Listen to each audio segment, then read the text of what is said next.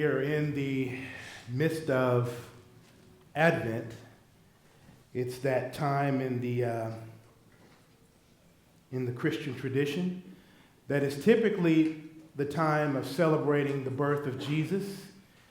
We in Unity use this time to reflect on the birth of the Christ light that is present inside of each and every human being.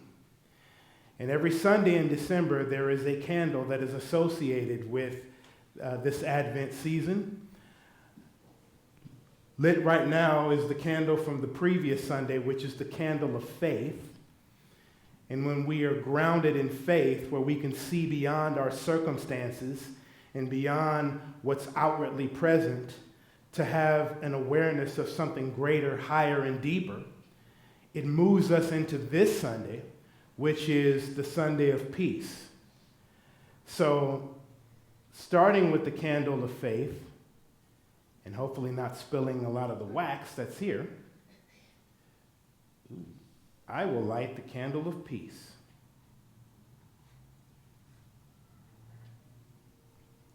And I am spilling the wax, but that's okay. So today we'll reflect a few thoughts on peace, and today is a little different Sunday. My talk will be relatively short because today is our Christmas Sunday for our youth. So after I give my talk and we do the formal offering and announcements, we will be treated to a presentation by the youth of this spiritual community. So that's something wonderful to look forward to. But just for a few moments, I would like to ask you all to reflect on the idea of peace and what it is that it means to you. How do we come about peace? What's the source of it?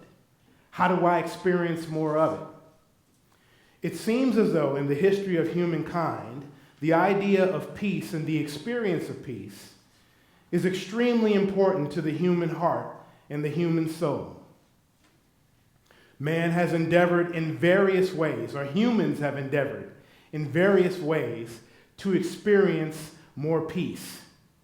People have engaged in great endeavors of the beyond.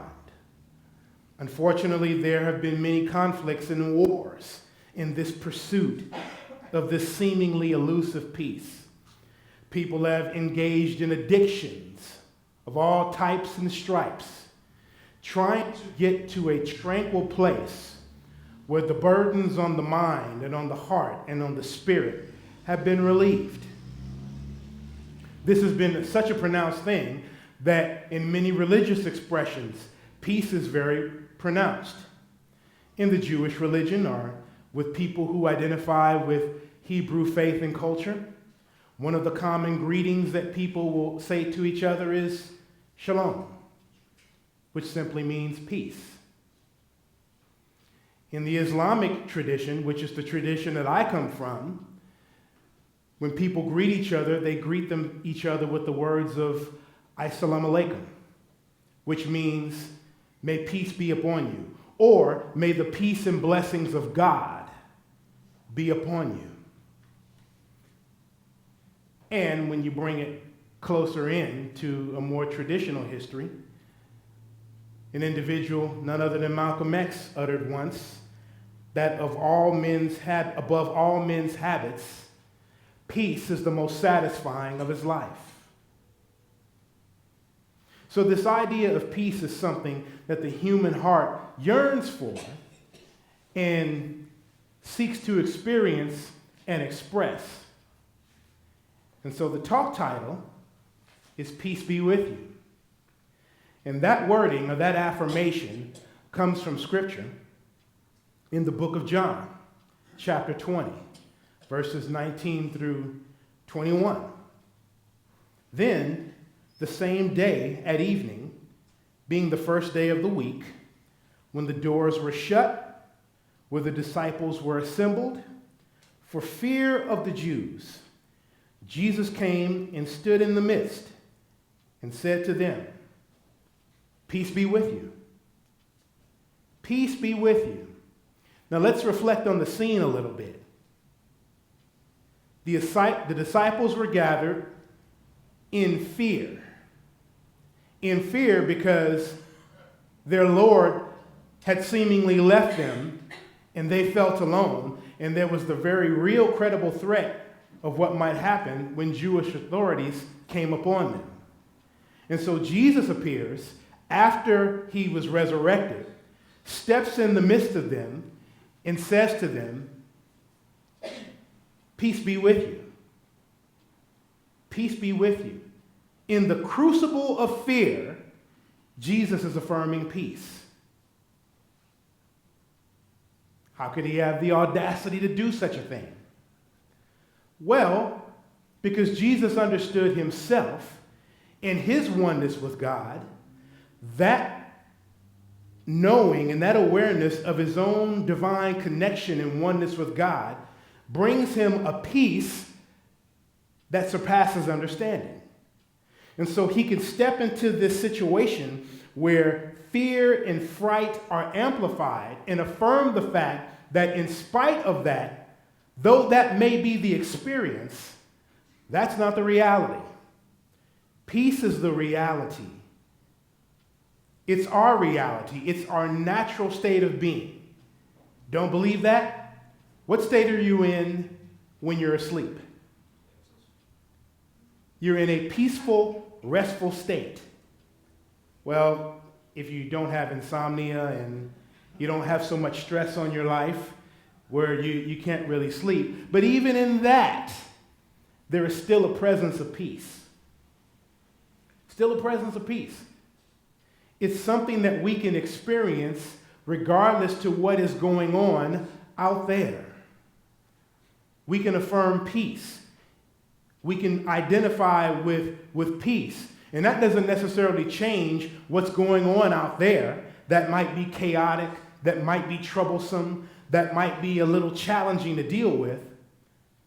But when we affirm peace, we can face those things from a more tranquil place and not from a place that resonates with the chaos that's out there.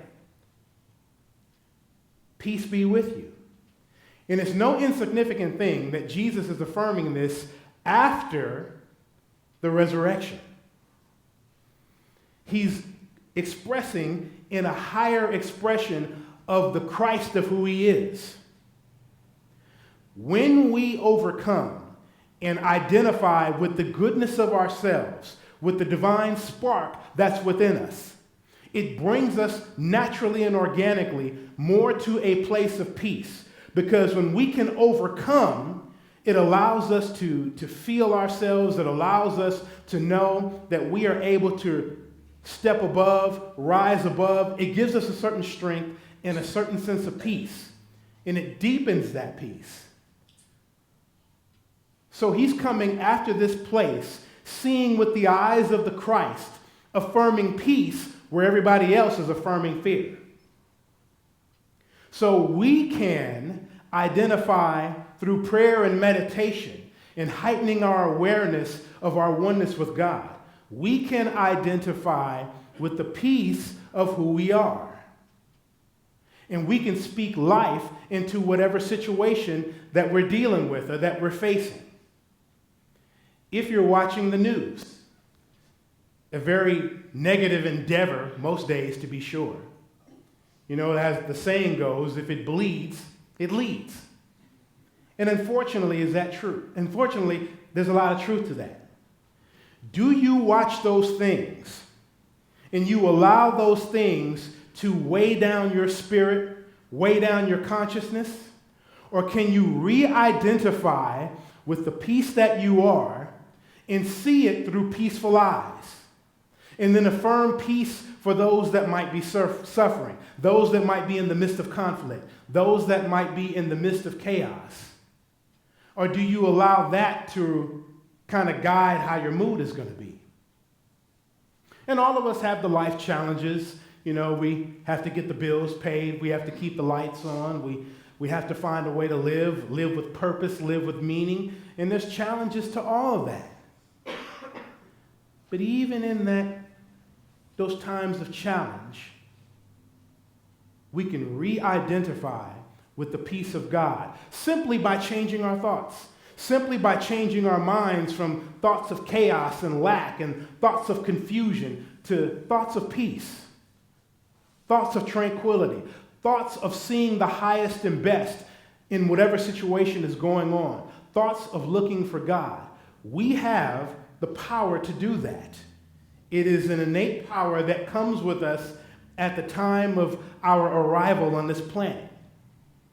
It is a byproduct and an inheritance and a benefit from the oneness and the natural connection with God that we share. You don't have to buy it. You don't have to plead and beg for it. You don't have to petition Congress in order to get it. It comes with you due to the fact that you exist. And I'll end off with this final quote. Peace comes from within. Do not seek it without. Anything that we might identify with outside of ourselves that we believe brings us peace, at best it can only be temporary. At best it can only give you a momentary lifting. How you are situated in life to where how you see yourself and how you see life and how you see the world is what's going to determine whether peace is forever abiding in you, peace is constant and consistent in you, or is it fleeting and temporary? Owning a Maserati won't bring it to you. Having $1 million in the bank, though it helps, won't bring it to you. Having a house on a hill won't bring it to you. Being very popular in your social circle won't quite cut it. Do I self-identify and base my security on my divine connection with God and allow that to be my eyes, my ears, and my tongue by which I relate to the world? That's what spiritual practice is all about. So stop thinking that you have to get there in order to have peace. Be peace, and then get there, whatever getting there means for you. As always, I hold you all in very sacred space, and into that sacred space, I speak a simple word of prayer. Light, life, and love to you all. God bless you. So, welcome to the Unity Kids Christmas Scramble. Let's see what the kids have to say. Ready? T is for the tinsel that we hang up on the tree. Where's your card? M is for the manger that became his bed on earth. S is for the shepherds S is for the shepherds that watched over the flocks at night. I is for the icicles that decorate the scene. A is for the angels that announce his holy birth. If for the many blessings that God gives to me. R is for remembering for what it is we sing. H is for the happiness that baby Jesus brings. E is for the eastern star that shines so clear and bright. S is for the snow that falls so white, pure, and clean. R is for the royal birth, the Son of God is he.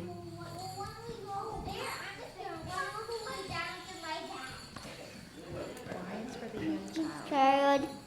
Y is for the young child born to be free.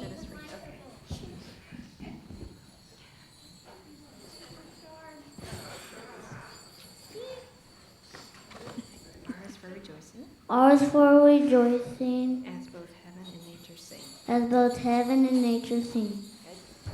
C is for the Christ of Christmas. Let his praises ring. Fantastic. And of course, that spells Tismus Christmas. Wait a minute. I don't understand. We're going to wish them Merry Christmas. Oh no.